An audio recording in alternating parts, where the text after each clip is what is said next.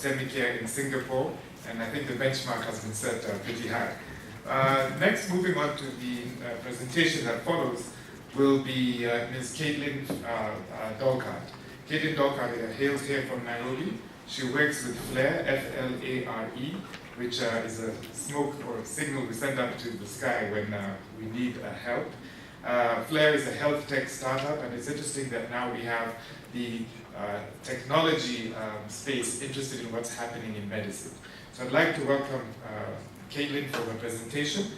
Planes, tuk-tuks, and Ubermobiles. I think this is a play on planes, trains, and automobiles for those who watch the comedy with John Candy. Am I correct? Yes. All right, welcome. Thank you.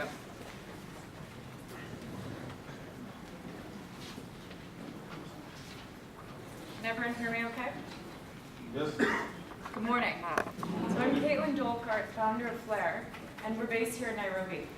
And so over the last year, I've become obsessed with ambulances. That means that if you meet me for coffee, meet me for lunch, you can barely get in a word because I'll be telling you about ambulances.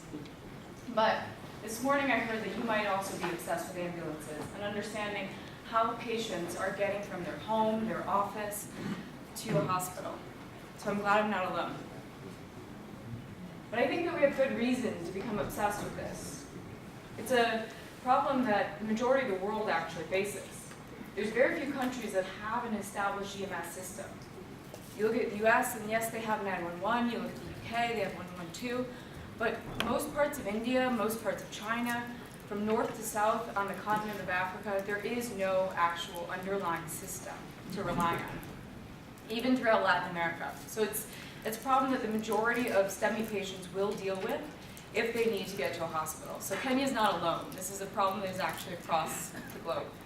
I think the other thing is it's actually a pretty cool logistics problem with really high impact. And I think the last thing to think about is that 911 and 112 across the world was built in the 60s and 70s. Today we have much better technology, and because there is no system here, we should actually think about what would be the ideal system that we would want and create that. We're operating from a blank slate, so that gives us the advantage of not having to unwind this legacy system that we really have to put a lot of time in justifying the reason behind it. So I'm going to tell you about, first, just kind of review what does emergency response look like in Kenya.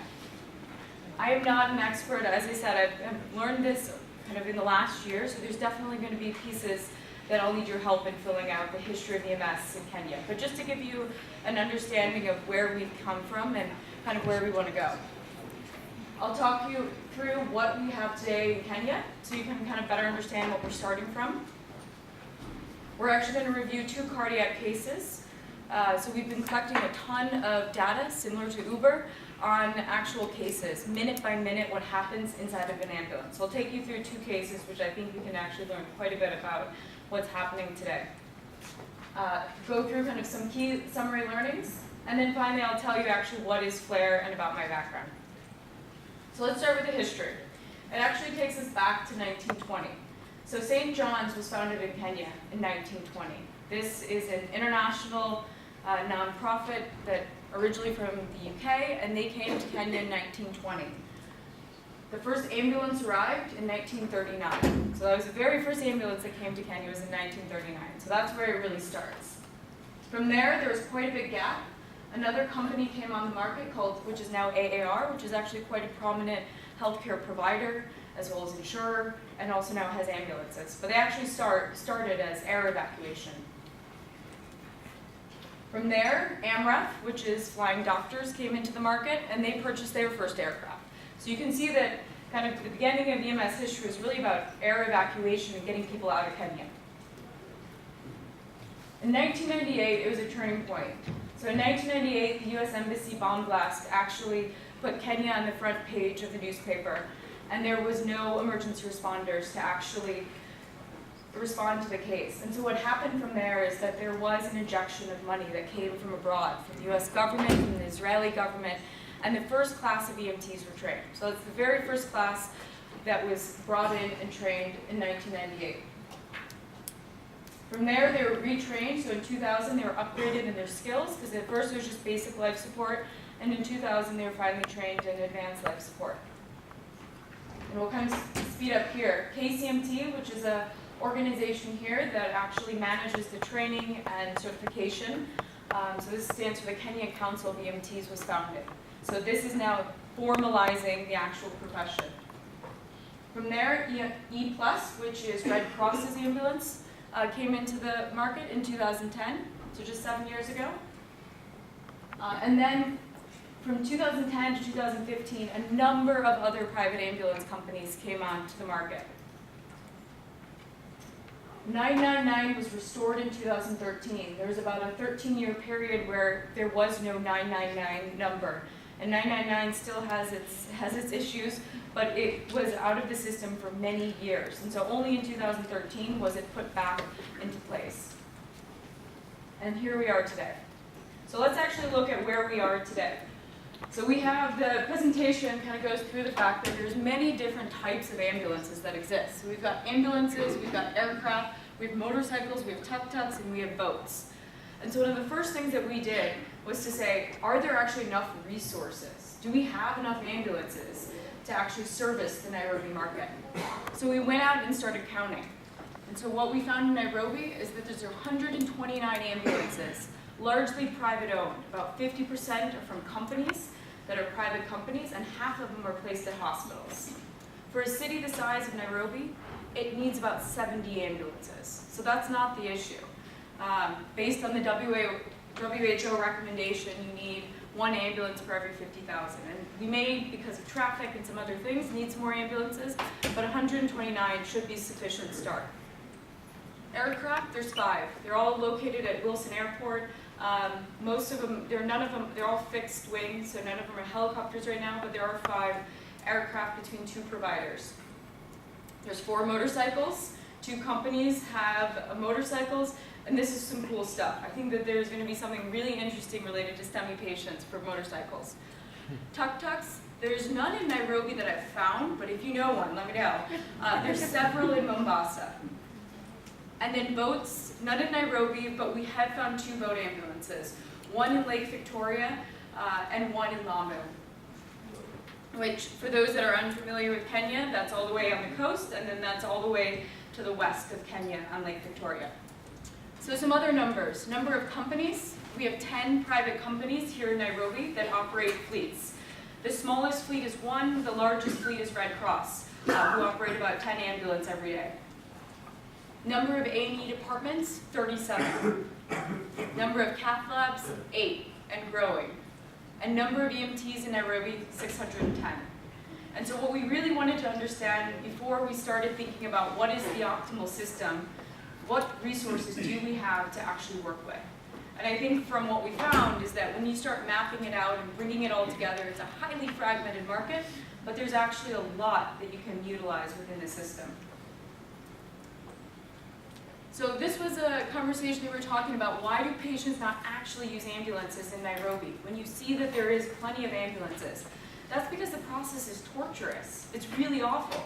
You look at this process from end to end, and I don't think you even want to read it because it's so back and forth, and I'll take you through what the average time is for each of these steps. So the first step in the process is, imagine patient having a medical emergency, so experiencing chest pain. This process takes anywhere between 10 to 15 minutes before they will call their insurance company because they're not sure what to do, and they've been told that they need to pre-authorize any ambulance ride. So they're sitting on their phone with the insurance company while experiencing chest pain. They call the hospital because they believe that the hospital might have an ambulance and know how to get them to there. They might start calling the different private ambulance companies, so they might know of an ambulance company that they start calling. And sometimes the patient just decides to drive because it's just too much. And oftentimes they use many of those options going back and forth because when they call the insurance company, then the insurance company has to call the ambulances or they call the hospital. So it's this circular process that takes, in Nairobi about 10 to 25 minutes, but outside of Nairobi far longer. From there, once they actually do find an ambulance, the ambulance companies or hospital need to actually call the ambulances, check on their location, see where they're located, determine if they even have one that's free to go and dispatch. That's about 5 to 10 minutes. From there, this is actually not too bad in Nairobi. This is one of the things that everyone always says, you know, is traffic a huge problem? And traffic is not something that's easy to deal with, but that's not where a lot of the time actually is taken. Is that the ambulances are pretty quick once they do respond within Nairobi to get to that patient, 10 to 15 minutes. From there, there's a kind of another 2 increments of, you know, the patient is actually, the ambulance arrives at scene, they provide care at the scene. That's another 15 to 25 minutes. And then there's a chunk of time that happens at the hospital. Intake at hospital, there's definitely opportunity to think about how to fast track STEMI patients such that it doesn't take you 30, 45 minutes once you arrive at the doorstep to actually then be admitted. So that's the kind of end-to-end process. In total, we think it takes about 2 hours, but we're collecting data every single day on every single case, and so over time we'll have a much better understanding kind of case by case. So let's actually go through 2 cases in the last month here in Nairobi that I think will help. So both of these patients had suspected cardiac arrest, presented with chest pain. So the first one, symptoms, chest pain, they were at work. So they were in the industrial area in Kenya. And their work called the ambulance company because they needed to get the patient to the facility. So the facility, the admitting facility, ended up being a hospital in Westlands, where there's a lot of different hospitals there, but it actually had no cardiac capabilities. So the call time, and I've changed a lot of this data, it's all right in the increments, but just to protect the information. So the call time came in at 3:12. The wheels of the ambulance didn't start moving until 3:26. Arrival at scene was 3:36, 10 minutes later, and then about an hour and 10 minutes later, the patient was finally handed over at the facility. And so you can start to see that there's some questions here. So the total trip time was 1 hour and 34 minutes, total kilometers was 11 kilometers. So you can see right here, there was 2 facilities that were closer, both with cardiac capabilities. And so I don't know exactly what decisions were made or what happened, but there is something to consider that there are closer facilities that the patient could have been taken to that had the right services available. So let's look at the second patient. Acute cardiac syndrome, they presented themselves at a clinic. We actually are finding that this is very common. Is because the ambulance system is broken, most people go to the first point of care and they don't actually get an ambulance. So this patient early in the morning presented at a clinic, the moment that the clinic opened up, maybe having experienced chest pain all night. Admitting facility was a hospital in Upper Hill. They did have full cardiac capabilities. The call came in at 10:34, wheels were moving at 10:42, arrival at scene 11:02, and handover at the facility. Total trip time was at 1 hour, 8 minutes, so actually not too bad. Total kilometers was 20 kilometers, which is actually quite high in a city that's very dense. So I think that a few things to consider for this one was the ambulance was actually parked really far from the clinic. So was there another ambulance that was available out of the 129 that exist that could have picked up that patient, cutting down the time of actually getting to that patient as fast as possible? So a few kind of key takeaways we'll go through. The first is that ambulance metrics are key to determining patterns to reduce time to care. And so we're still learning, but we are tracking kind of every single minute to really understand. The second is that hospital assignment needs to be understood for cardiac patients. There's a proved need to understand which facilities a patient is taken to. The other is that hospital admission data right now is masked within ambulance data, so really understanding how quickly hospitals admit is going to be key too. And the last is that ambulance and hospitals really need to work together to fast track cardiac patients, and that communication in this process is going to be key.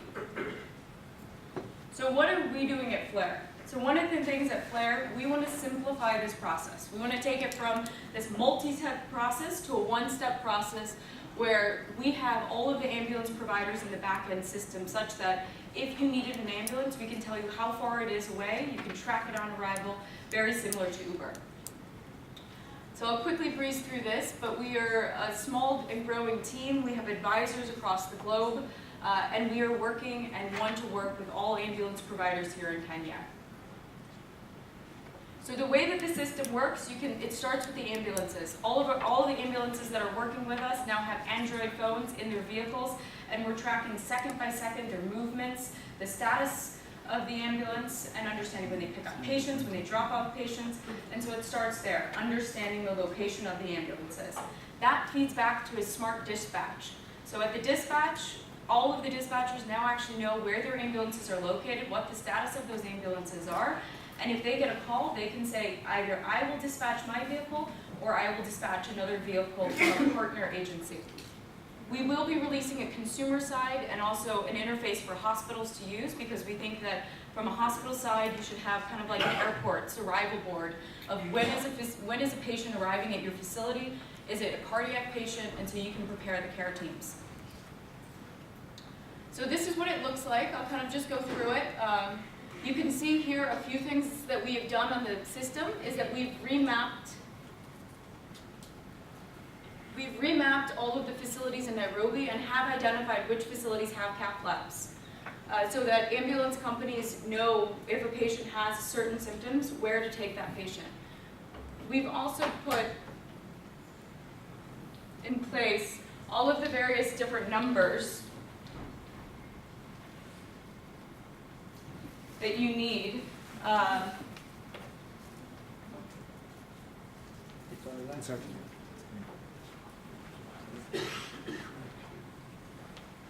We've also put in place all of the different numbers. We realized that this was a big gap in the system, is that the ambulances oftentimes didn't call hospitals in advance to notify you that a patient was en route.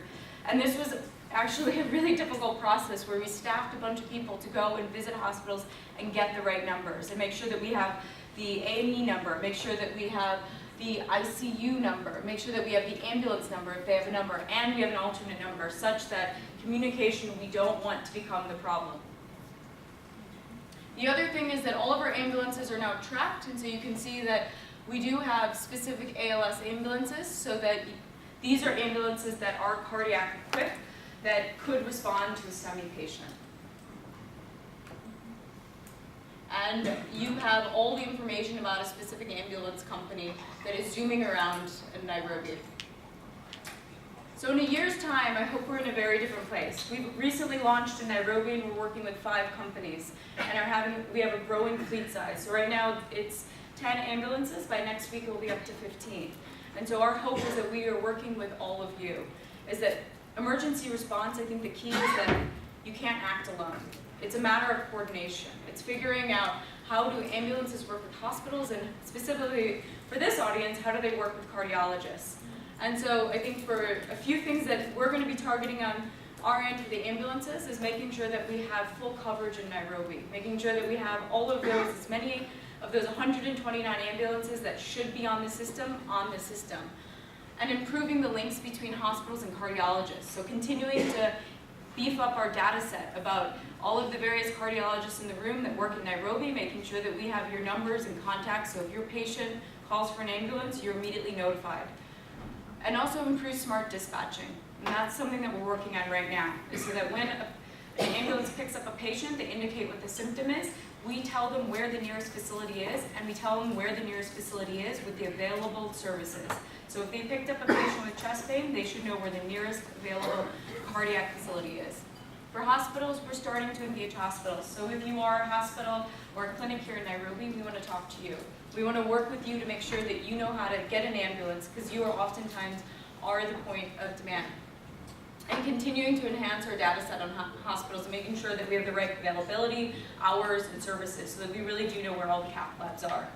And then cardiologists, I think that this is a new way for us to really think about how you get involved, especially in the middle of the night when a patient comes with chest pain. How do we make sure that you're either picked up on the way with the ambulance, or that you're notified immediately that a patient is en route to your facility, and so that you start moving towards that facility as well. So I'll leave you with a few pictures and a thank you. As I said, emergency response is not done alone, and so we are just the back-end technical infrastructure. We don't own, operate any ambulances. We just want to bring everyone together under one single system. So thank you to everyone who's already worked with us, and thank you to our future partners. You'll see that this is a team on the left in Nairobi, and on the right there's one of the motorcycles that has an AED on board, has oxygen, and would be able to be the fastest possible route to get a patient. So thank you.